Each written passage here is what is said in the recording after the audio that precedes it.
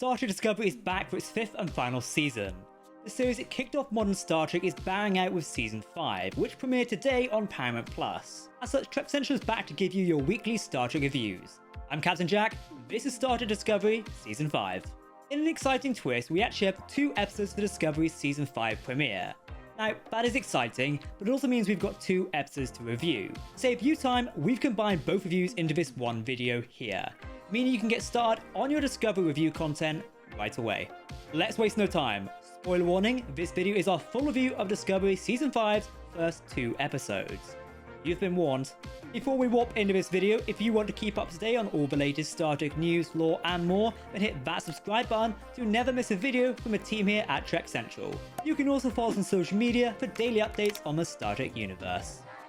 As always, please let us know your thoughts in the comment section below. If you're talking about Star Trek, we want to hear about it. Okay, let's fly.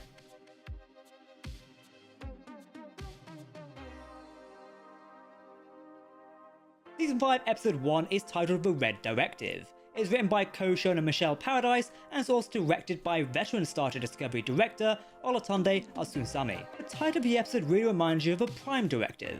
Upon its release earlier this year, it really got your minds thinking about what this could mean for Starfleet in the 32nd century. This season kicks us off right into the action. The shot of Captain Michael Burnham riding on top of a starship in warp is finally shown to us, a scene that's been teased multiple times.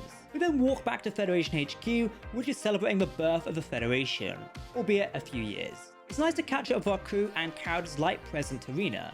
I love that the writers have built Saru and Tarina's relationship. It's very heartwarming and wholesome. It will be a shame to see Saru leave Discovery, which is what's spoken about here.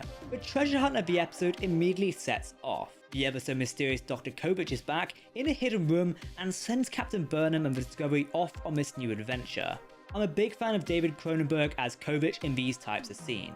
Star Trek Discovery has made his character such a mystery. We still don't know much about him, and while that is a little irritating at times, it's also cool. All we see about him now is he is a Federation agent. There have been many theories, but this one makes the most sense and is confirmed. In the meeting scene of himself, Admiral Charles Vance, Booker and the Starfleet characters, I get the impression that he's answering to someone else. It's possible this could be the Federation president herself, but it's even more mysterious with Admiral Vance out of the loop.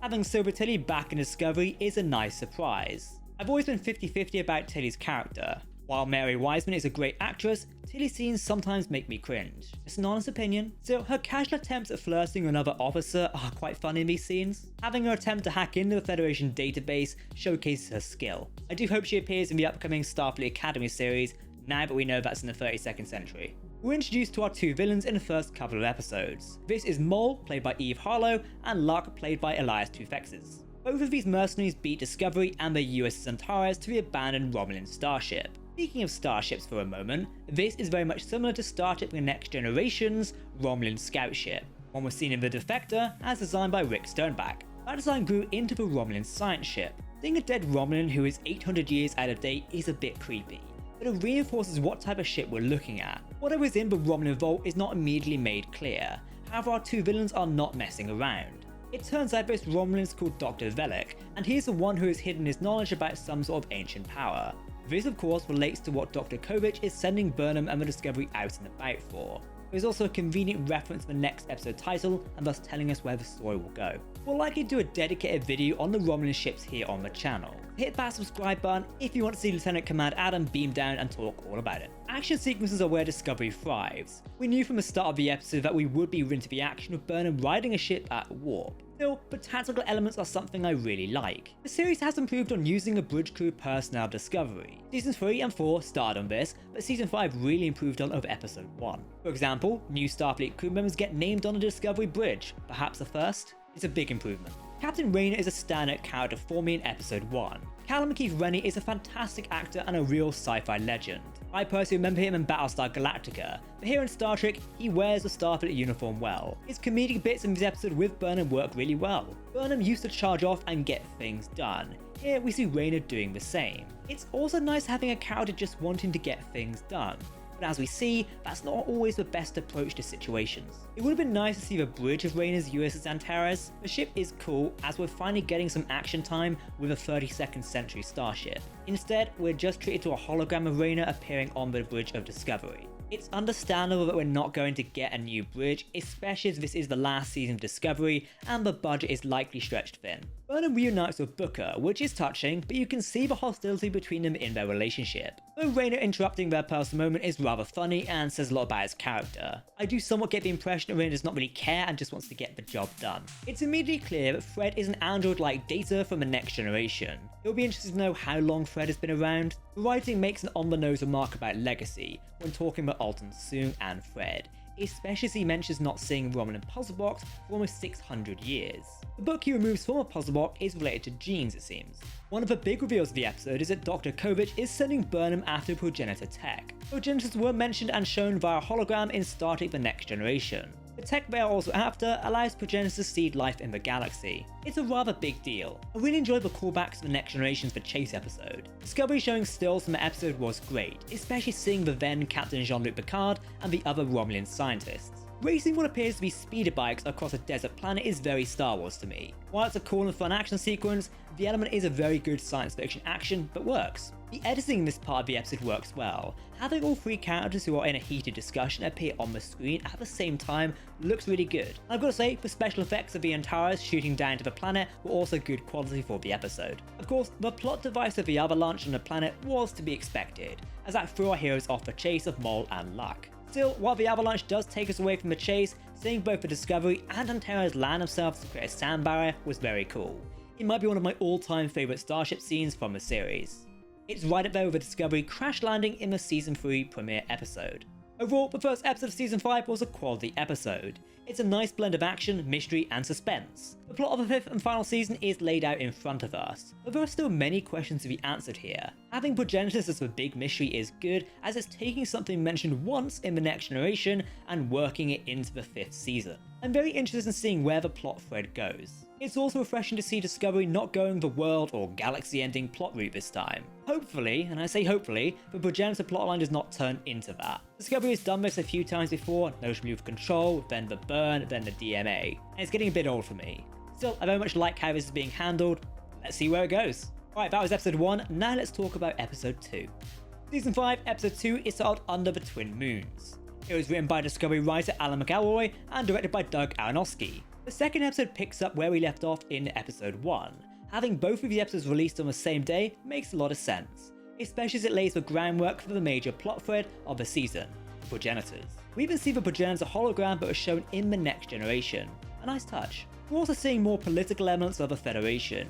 This is Starfleet having a hearing with the Federation President Rillick present. It's about Captain Rayner's actions in the previous episode. While Rayner's strategy did work, it did endanger the lives of those on the outpost. I think this conversation really reveals more about Captain Rayner as a character. He seems to be a wartime captain, having difficulty adjusting to the new reality of Starfleet and the Federation. Interestingly, Rayner's conversation gives some information about the state of affairs with the Federation and the galaxy at the moment. It mentions that the Breen is picking a new leader. The species of Breen had been mentioned in Season 5, Episode 1.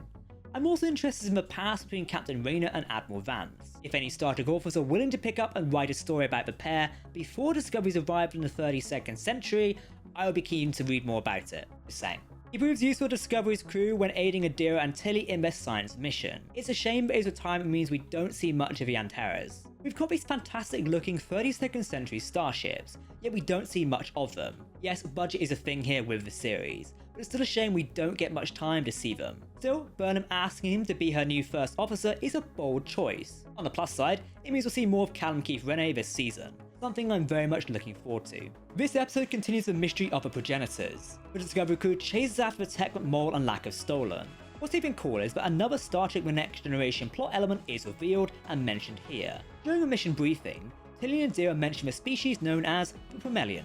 This species also appeared in the Star Trek The Next Generation episode The Booby Trap. At the time of the 24th century, the species was long extinct. The tech also discussed in The Next Generation is relevant here, when Rayner appears to offer help. The technology of Lang psychofusion is mentioned. Season 5 is doing a fantastic job of using pre-established lore of the Star Trek universe to tell its story. There are a ton of references to the lore we are oh so familiar with. It also links with Star Trek Picard Season 1 in the reference section of Romulan lore, such as Romulan houses having 2 doors. Given that the second episode also marks Mr. Saru's last eventual discovery, it was nice to get some retrospective between him and Captain Burnham. Saru recalling their past is great, especially as this is the last season of Discovery. Only yesterday did Sulu appear on Discovery as the first officer. Both characters have come a long way since we first met them in Discovery's first episode. Thinking of that, it's been some years since the Battle of the Binary Stars. Discovery continues its trend of stopping interesting scenes to have a quick conversation about feelings. While Burnham and Sulu are off exploring a planet Indiana Jones style, Adira and Tilly discuss relationships on Discovery. This is then interrupted by drones appearing and targeting the away team pair. This series will never break the cycle of doing this. I know many criticise the series for this, and I can understand why. If you were hoping Season 5 would change that, it appears not. But proves useful, and it's nice to see him interact with Paul Stamets and Dr. Culber. His strategy of calling Maul and Lack was a unique idea, and I didn't expect it. However, it's also revealed that the pair are slipping a bit in their treasure hunt as Discovery beats them to the planet and recovers more clues about the progenitor treasure. In the traditional treasure hunt style, a map is needed. Discovery has recovered one piece of the map, but needs 4 more to complete it. Episode 2 also fleshes out Maul's backstory a bit. Book recognises her birthmark, and we get the confirmed name of the character, Malene, which is connected to Cleveland Booker IV. In essence, as Booker mentions, she is family. It'll be strange to see their angle with the storytelling avenue. Having a personal connection to the season's villains is a bold choice for storytelling, but I'm keen to see where it goes. It does seem Discovery's adventure will next lead them to a planet of Trill. I really hope that this season does not play cat and mouse as a game, but I'm guessing it will. Maul and Lack will likely get more treasure hunt pieces and beat Discovery to another place, especially when it seems like the crew will have an edge on them. The second episode of Season 5 does a fantastic job of giving Masu one last big mission before he leaves to take up his new position in the Federation. The passing conversation between Sulu and Burnham is a touching moment between the two characters, who have been central to Discovery's story this whole time. Sulu is very much a core part of Star Trek Discovery. The episode does a nice job of rounding itself between Burnham and Sulu's conversation about second chances and linking it nicely with Captain Rayner getting a second chance at the end of the episode. How the rest of the season will go does remain a mystery. We'll need to see how Rayner fits in as first officer of Discovery, and it'll be very cool to see someone else take the command chair in later episodes. The series is doing a nice job of fleshing out some characters and adding more to them, not just making them one-dimensional. So, these are the first 2 episodes of Star Trek Discovery Season 5. What did you think of this adventure? It's certainly an interesting start to the new season. New episodes of Discovery will now air weekly. This time next week, we'll be back here with the episode 3, titled Janal. If you want to stay up to date on all the latest Star Trek news, lore, and more, then hit that subscribe button to never miss a video from Trek Central. You can also follow us on social media or join our community Discord server. For now, I've been Captain Jack, thanks for watching, and we'll see you this time next week. Live long and prosper, my friends. Goodbye.